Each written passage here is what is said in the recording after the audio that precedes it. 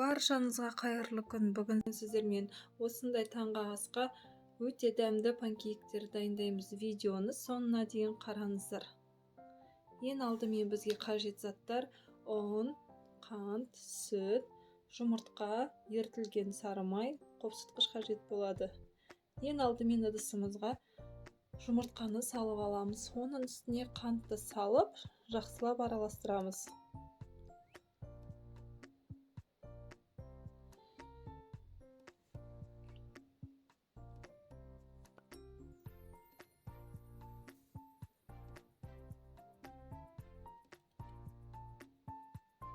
Содан соң оның үстіне жылы сүтімізді құямыз. Тағы да жақсылап араластыратын боламыз. Ұнға қопсытқышымызды салып араластырамыз. Илеугішпен ұнды себетін боламыз. Бірнеше бөлікке бөліп себесіздер.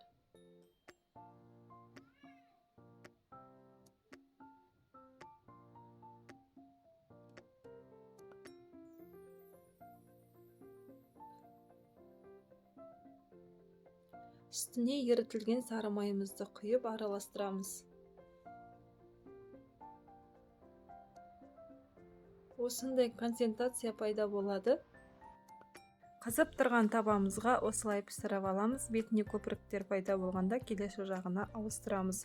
Орташа отта пісіретін боламыз. Осылай тез әрі оңай дайындалады. Сіздер де дайындап көріңіздер. Сіздер де жанұяларыңызды қуантыңыздар. Қош сау болыңыздар.